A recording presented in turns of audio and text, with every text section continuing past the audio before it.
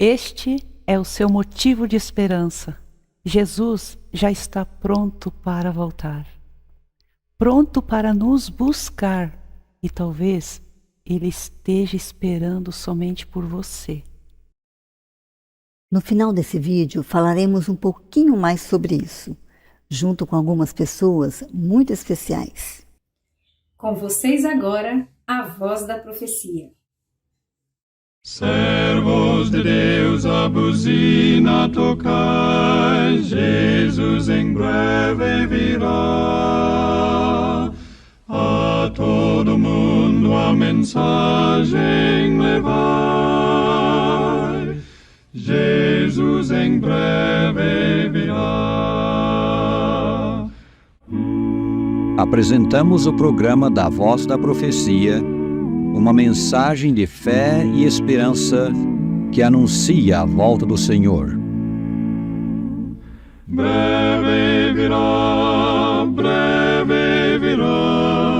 Jesus em breve virá.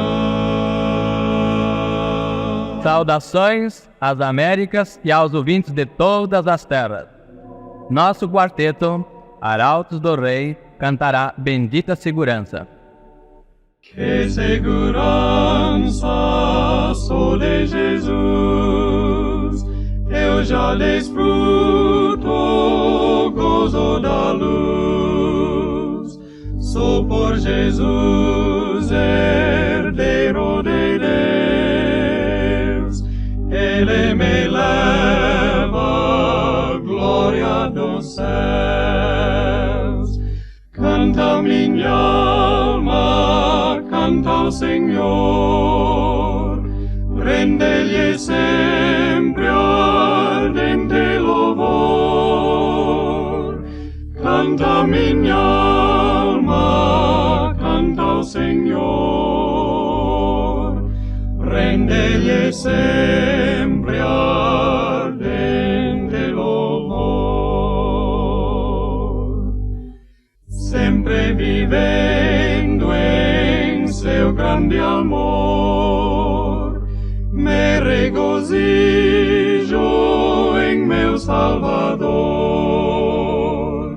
Esperançoso vivo na luz, oh que bondade e amor de Jesus.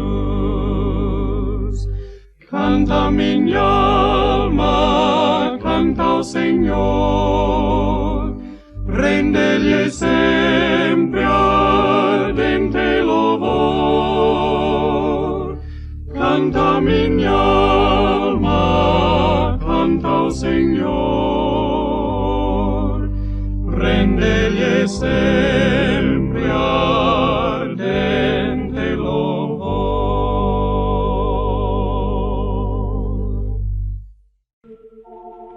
Amado Pai Celestial, santificado seja o Teu nome. Vimos a Ti implorar que neste dia abençoes nossos ouvintes em todas as partes do mundo. Lembra-te especialmente dos aflitos e dos desanimados.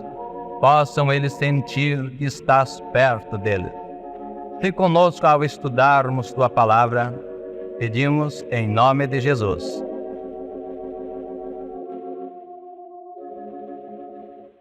A lugar de gozo e paz, perto de Ti, Senhor,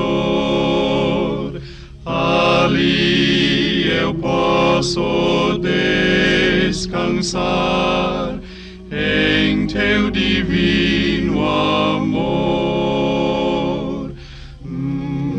Ó Cristo, Senhor meu, vindo dos altos céus, guarda os que em Ti confiam, junto de Ti, meu Deus. Amém.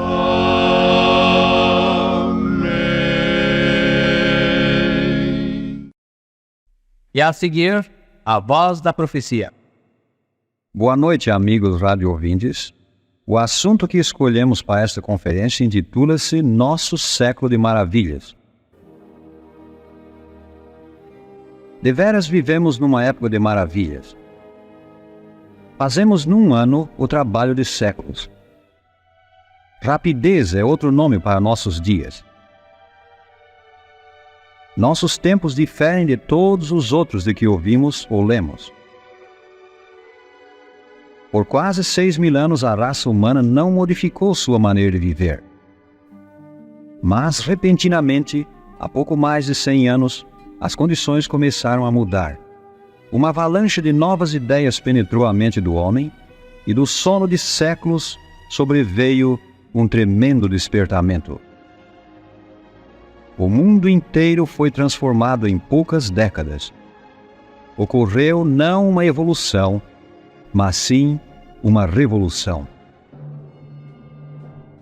Se pudéssemos fazer retroceder o tempo, indo para a cama hoje à noite e despertando há 150 anos no passado, encontrar-nos-íamos sem dúvida num estranho mundo. Dificilmente saberíamos como viver. Imaginai tão somente: nenhuma luz elétrica nas grandes cidades, nem mesmo lampiões a querosene. Iríamos para a cama tropeçando com a velha vela de sebo. O mais rico monarca sobre a terra não possuiria instalação sanitária, nem um moderno banheiro. Não se poderia contemplar a fotografia de um ente querido, nem fazer um chamado telefônico. Ninguém teria ouvido ou sequer sonhado da radiodifusão. Contemplemos uma cidade de há 150 anos. De noite, as ruas são escuras, iluminadas aqui e acolá por uns poucos e fumegantes lampiões a óleo. Não há nenhuma deslumbrante vitrina, nenhuma pressa no tráfego, nenhum bonde, nenhum automóvel, nenhuma estrada de ferro, nenhum trem subterrâneo. Há 150 anos não havia nas grandes cidades do mundo nenhum edifício com armação de aço, nenhuma câmara refrigeradora, nenhuma caixa registradora, nem máquina de escrever. Toda a correspondência comercial e toda a escrituração eram tediosamente feitas à mão. Os aleijados tinham de passar sem membros artificiais. Não havia óculos nem dentes postiços. Pensai nisto, donas de casa. Não havia alimento preparado ou enfrascado. Não havia leite pasteurizado. E pior ainda para as senhoras, não havia ferros elétricos, nem máquinas para lavar e torcer, nenhum ondulador elétrico, nem ondulação permanente. Não havia artigos de borracha, nem de celuloide. Sim, que estranho mundo. Nas oficinas dos jornais não haveria nenhum linótipo ou monótipo. O cirurgião não disporia de éter ou clorofórmio. E as condições na maioria dos hospitais daqueles dias não seriam nada menos que um pesadelo, a despeito dos esforços de homens de bom coração. Contudo, alguns de nossos avós criam que o progresso humano havia atingido seu limite. Olhando os velhos arquivos dos Estados Unidos recentemente, alguém achou uma carta escrita em 1833. Foi escrita por um antigo empregado do Departamento de Patentes, que por ela solicitava sua demissão, porque, dizia ele, tudo o que era inventável já fora inventado. Aquela repartição seria brevemente extinta e não haveria nenhuma necessidade dos seus serviços. Ele, pois, decidira retirar-se antes que tal acontecesse. O autor daquela carta provavelmente nunca viu um comboio ferroviário. Ele nunca serviu-se de um elevador. Motores a gasolina e aeroplanos não eram nem sequer a matéria dos sonhos. O autor da carta lia a luz de candeeiro. Jamais vira luz a gás, muito menos luz elétrica. Nunca ouviu o ruído do telégrafo, e o telefone lhe pareceria uma viagem à lua. O cinema lhe faria lembrar a magia negra, e a ideia de que se poderia inventar uma máquina com a qual o homem voaria por cima das nuvens como um pássaro, ter-lhe parecido totalmente absurda. O prelo moderno, o linótipo, os raios-x, o rádio, tais coisas ainda estavam por inventar, e muito depois que ele estivesse morto. Ele não poderia imaginar o automóvel, Não poderia sonhar de que se faria um canhão capaz de lançar granadas a mais de 110 quilômetros. Agora mesmo as invenções se sucedem tão rapidamente que já não nos maravilhamos ao aparecer mais uma. A televisão já se anunciou à porta. Já se aperfeiçoaram máquinas que podem tornar uma pessoa invisível. O que significam estas coisas? Ao chamar a atenção para as maravilhas de nossa época, não é o nosso propósito meramente despertar admiração, mas sim mostrar a significação destas coisas à luz da palavra profética. Qual a razão de essas máquinas que nos poupam o trabalho, bem como dessas maravilhas de comunicação e transporte, terem vindo justamente em nosso tempo? Por que foram elas todas deixadas para este último século? Aqui se contém uma lição para todo mundo. Elas são um sinal da parte do próprio Deus Altíssimo. Todas essas invenções ocorreram exatamente desta maneira e neste tempo, como cumprimento da antiga profecia das Santas Escrituras, e elas vieram a ser a fim de que Deus as empregue na execução do seu propósito na terra. Lemos a aludida profecia em Daniel 12, versículo 4. Tu, porém, Daniel, encerra as palavras e sela o livro até o tempo do fim. Muitos correrão de uma para outra parte, e a ciência se multiplicará. O profeta Daniel é aqui instruído a selar o seu livro até um tempo futuro, chamado o tempo do fim. Nesse tempo do fim, seu livro, bem como todas as grandes profecias das Sagradas Escrituras, seriam feitos conhecidos e largamente disseminados sobre a terra. Para este fim, a ciência se multiplicaria, e muitos correriam de uma para outra parte. Não é este um quadro fiel nos nossos dias? O mundo inteiro está numa corrida. Ponderai de novo as palavras do profeta.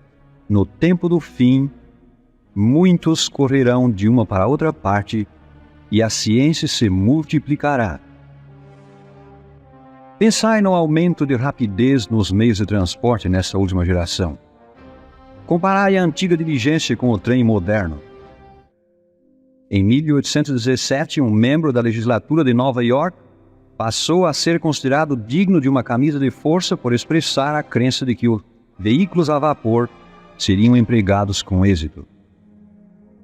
Um pouco mais tarde, em Lancaster, nos Estados Unidos da América do Norte, negou-se aos jovens da comunidade o uso do prédio escolar para a discussão do assunto de estradas de ferro, alegando a junta responsável as seguintes razões: a escola está às vossas ordens para discutir qualquer questão razoável, mas coisas tais como estradas de ferro e telégrafos são impossibilidades de positiva infidelidade. Se Deus tivesse planejado que suas criaturas racionais viajassem a vapor a assustadora velocidade de 24 km/h, ele o teria claramente predito por seus santos profetas. Isto é um ardil de Satanás para levar ao inferno almas imortais. A 24 km/h. Os rápidos trens modernos fazem 160 km/h. E poderão fazer ainda mais quando as estradas forem tornadas mais retas e dotadas de trilhos mais pesados. O primeiro anúncio de estradas de ferro publicado nas Américas apareceu no jornal norte-americano nessas palavras: atenção!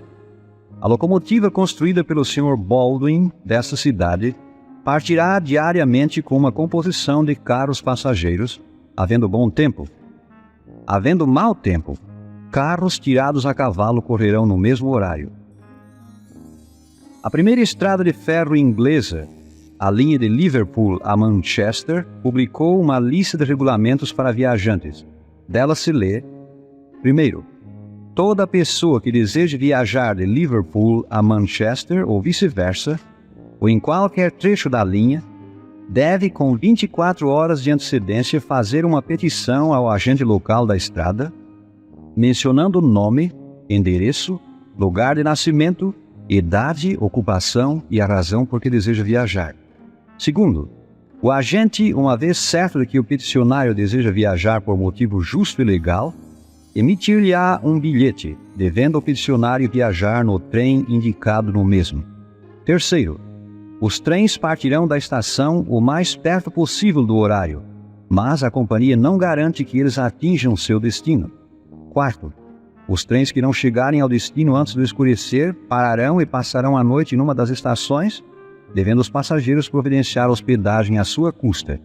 Quinto, a bagagem será transportada em cima dos carros, e caso venha a molhar-se, a companhia não se responsabiliza por prejuízos consequentes. Comparai com isto os nossos admiráveis trens modernos correndo noite e dia através de continentes. Deus previu o futuro. Ele olhou aos nossos dias e, pela pena da inspiração, pintou nossas estradas modernas, nossos rápidos trens e velozes carros a motor. Consideremos agora a surpreendente profecia de Naum 2, versículos 3 a 5. Os carros resplandecem de aço no dia do seu apercebimento, e as lanças são brandidas. Os carros andam furiosamente nas ruas, cruzam as praças em todas as direções, parecem como tochas, correm como os relâmpagos. Ele se lembra dos seus nobres, tropeçam no seu caminho, apressam-se para chegar ao muro dela, e a manta está armada.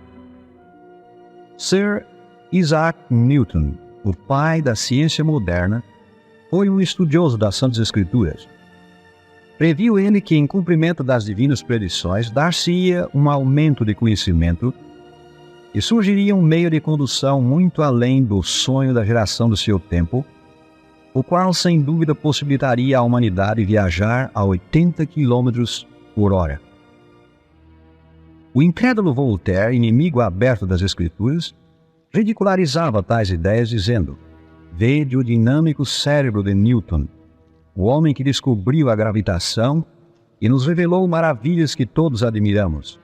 Ao ficar velho e caduco, começou a estudar o livro chamado Escrituras Sagradas. E parece que, para mostrar fé no fabuloso absurdo desse livro, devemos crer que o conhecimento humano aumentará de tal maneira que seremos capazes de viajar a 80 km por hora.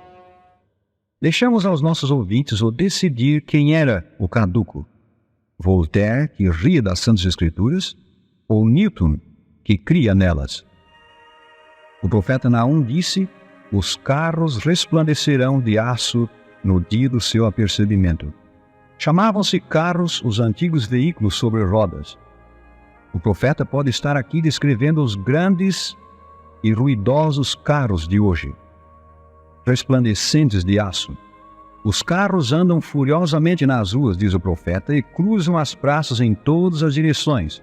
Parecem como tochas, correm como os relâmpagos. Nossos carros modernos andam furiosamente nas ruas e cruzam as praças em todas as direções. À noite, os automóveis parecem tochas e correm quase como relâmpagos.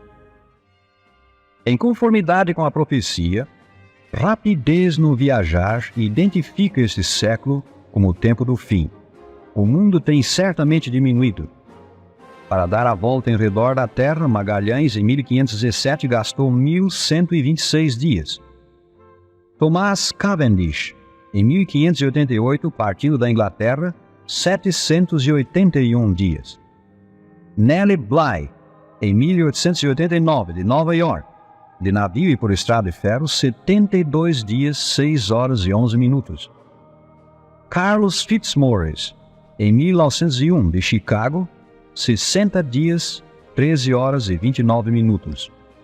João Mears, em 1913, de Nova York, 35 dias, 21 horas e 36 minutos. O Graf Zeppelin, em 1929, 20 dias e 4 horas. Wiley Post, em 1933, 7 dias, 18 horas, 49 minutos e 30 segundos.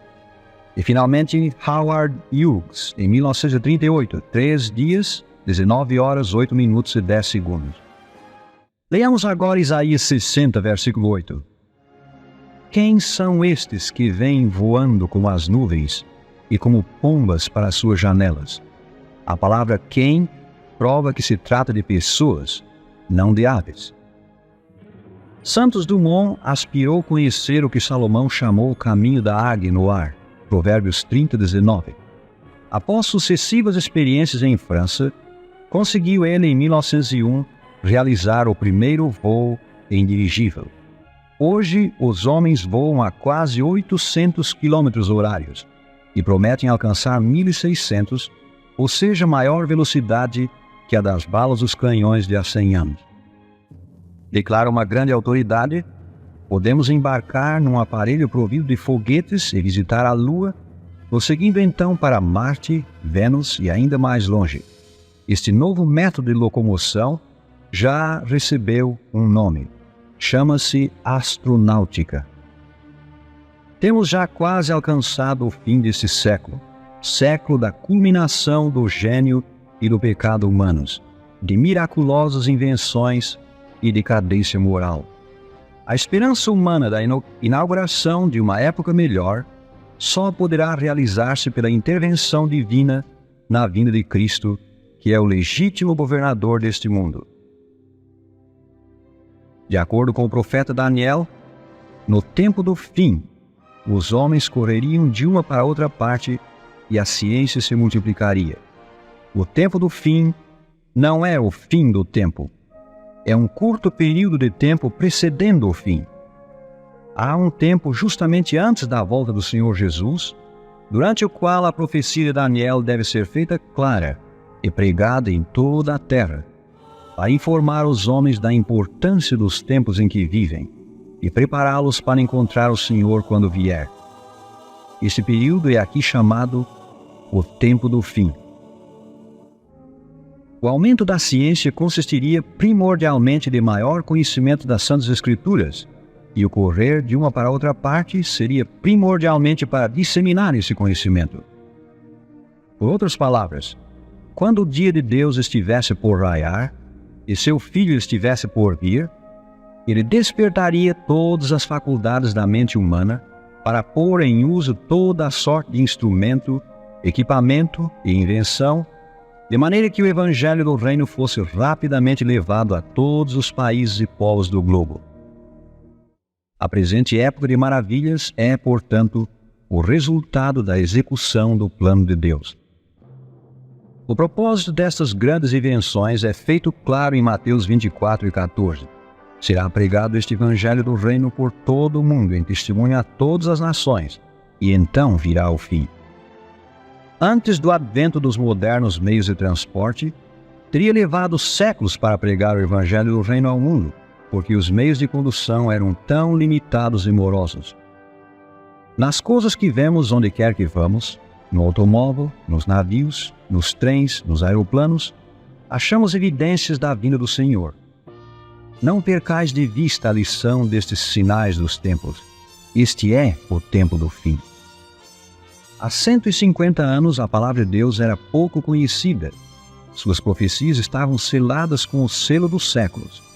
Era necessária a imprensa para pô-las na língua do povo. Fácil e rápida distribuição era requerida para pô-las nas mãos do povo.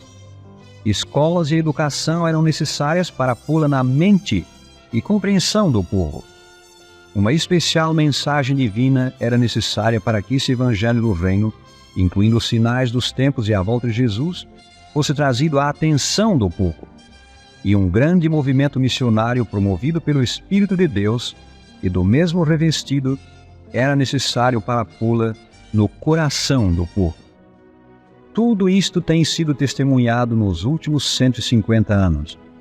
As Escrituras Sagradas acham-se impressas no todo ou em parte em mais de 1000 línguas e dialetos, e aproximadamente 1 bilhão de exemplares têm sido distribuídos por toda a terra. Escolas, colégios e universidades encontram-se por toda a parte. Os meios de transporte alcançam quase todas as partes do mundo, e sua rapidez é constantemente aumentada. Aumenta igualmente a eficiência de excelentes serviços postais, jornalísticos, telegráficos, telefônicos e radiofônicos. O tempo apontado por Daniel é o tempo em que vivemos. esta profecia está cumprida. A ciência tem se multiplicado. As evidências acham-se por toda a parte. Este é um dos grandes sinais da volta do Senhor Jesus. Este é o tempo do fim. As Escrituras dizem que antes da segunda vinda do Senhor, o Evangelho eterno será levado, como que por asas de anjo, a toda nação, tribo, língua e povo. E esta grande profecia de Apocalipse 14, 6 está se cumprindo hoje. Este Evangelho do Reino rapidamente abre caminho através de todos os continentes. A mensagem que leva é: prepara-te a encontrares teu Deus. Amós 4, 12. O livro divino dá-nos a razão para a presente condição do mundo. Este drama de progresso do século XX é a resposta de nosso século à marcha das profecias. Revelam também as Escrituras que o fim desta época marcará o começo do novo dia de Deus para a humanidade.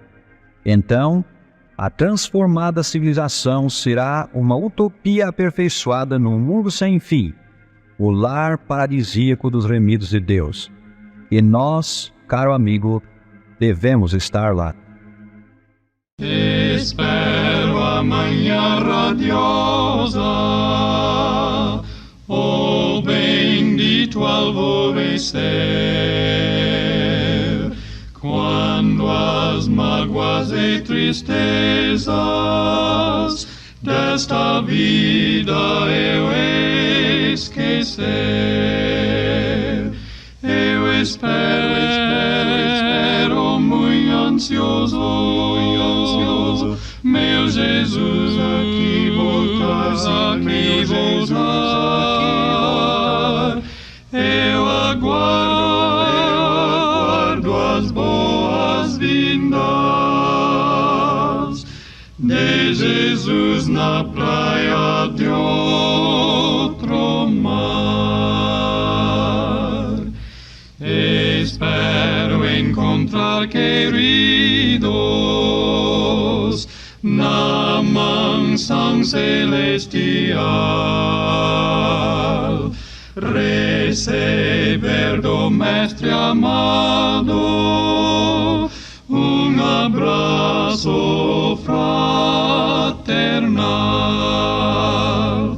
Eu espero muito ansioso, meu Jesus aqui voltar.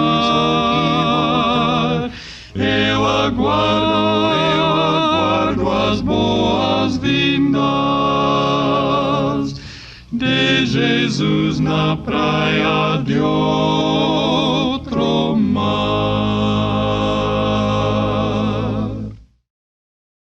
Creio que 80 anos já não é algo tão breve assim, não é mesmo? Será que já estaria demorando?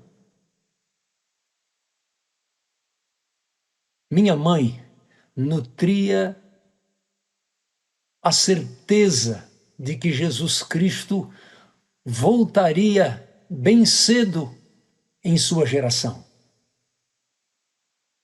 Sendo pastor já durante algum tempo, ela se aproximou de mim e disse assim: filho, eu não esperava casar, não esperava ter filhos, e jamais passaria pelo meu coração aquilo que eu estou vendo hoje, você trabalhando como pastor desta igreja.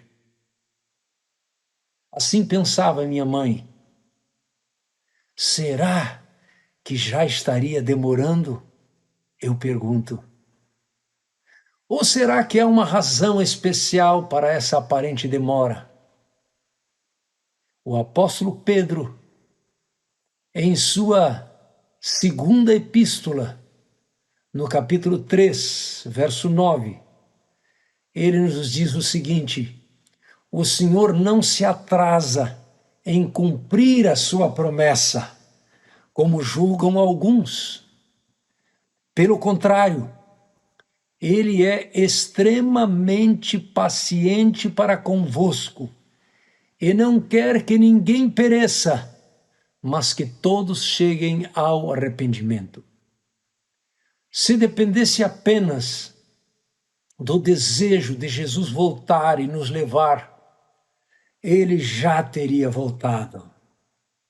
Mas ele está tentando dar uma última oportunidade aos últimos, para que possam aceitar o seu chamado e serem salvos também.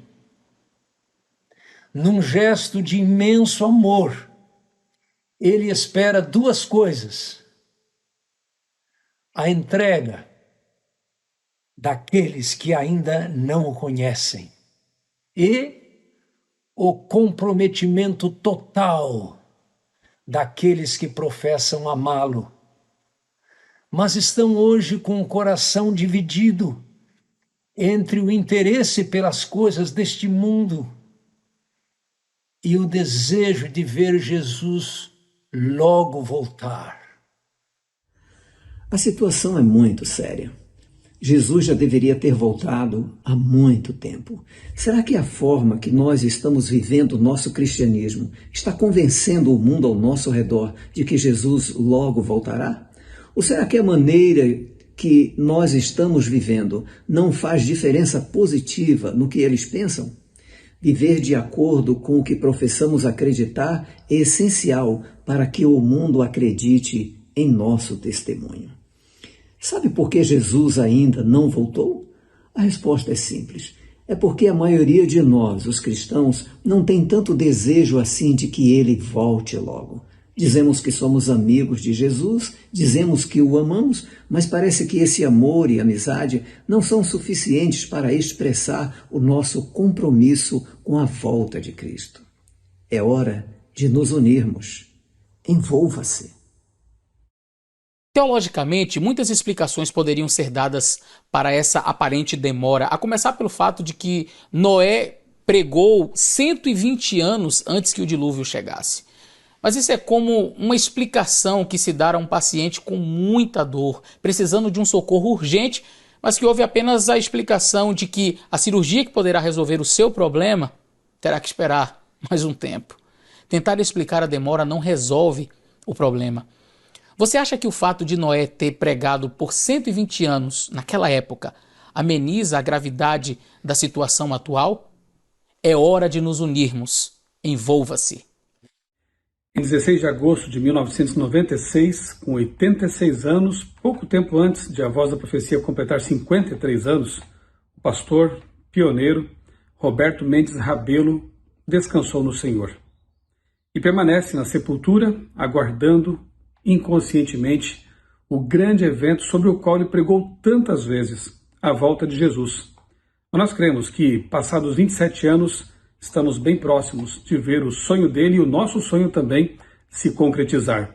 Estamos aguardando e devemos pregar com o mesmo entusiasmo, com a mesma vibração, com a mesma fé e esperança que moveu os pioneiros.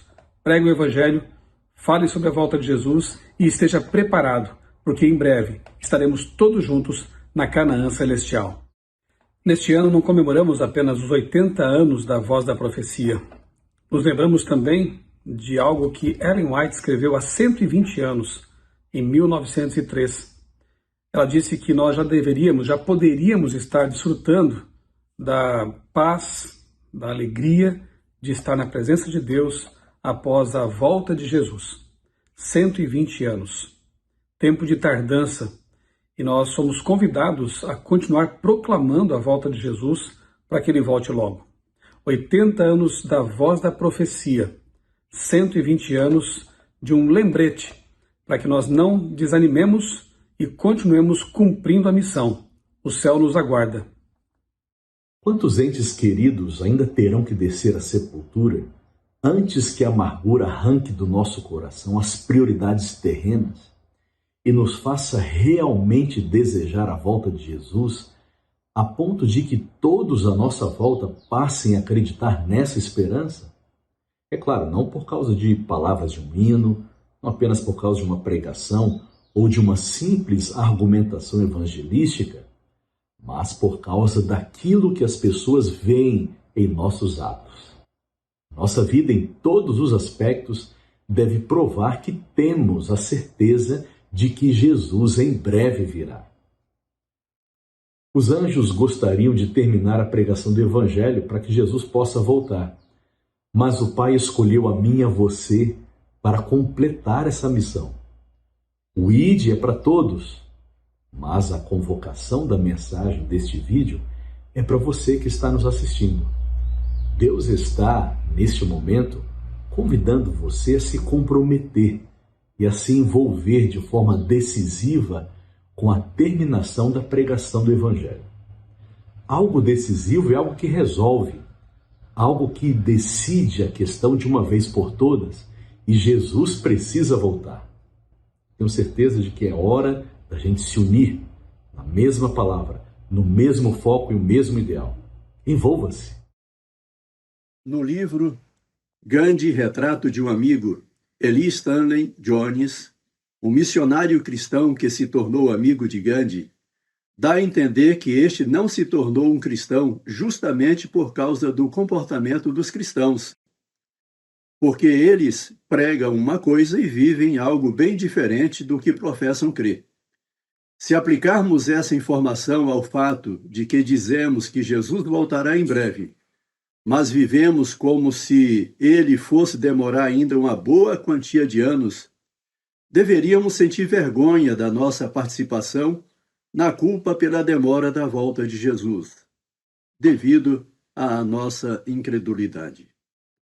Um namorado ou uma namorada aceitaria, ou quem sabe comemoraria, um ano sequer sem poder ver a pessoa amada? Sem dúvidas. Então, por que será que a igreja, a noiva do Cordeiro, encara essa tremenda demora, aparentemente tão conformada? É hora de nos unirmos. Ninguém que realmente ame demais outra pessoa, como nós dizemos que amamos a Jesus, pode encarar com tanta facilidade o fato de se passar uma década a mais sem poder encontrar o amor da sua vida. Aceitar algo assim, com naturalidade, contraria a própria lógica, não é mesmo? Como pode um amor da nossa parte, que professa ser tão grande, não sofrer até as entranhas por causa de tanta demora? O que você pensa sobre isso? É hora de nos unirmos. Envolva-se. São 80 anos de A Voz da Profecia. E nestas 8 décadas, centenas de milhares de pessoas foram alcançadas pelo Evangelho através deste abençoado programa. Dá até um frio na barriga quando a gente escuta O Breve Virá, ou quando a gente canta O Breve Virá. Mesmo porque a minha família faz parte dessas milhares e milhares de pessoas alcançadas para Cristo através de A Voz da Profecia.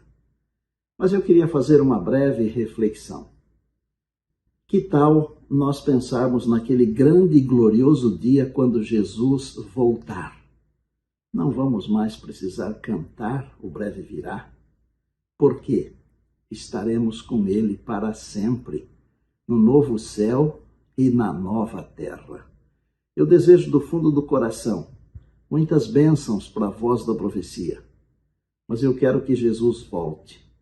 É tempo de nos unirmos e vermos Jesus voltando nas nuvens dos céus. Envolva-se. Finalizamos dizendo: o Senhor te abençoe e te guarde. O Senhor faça resplandecer o seu rosto sobre ti e tenha misericórdia de ti. O Senhor sobre ti levante o seu rosto e te dê a paz.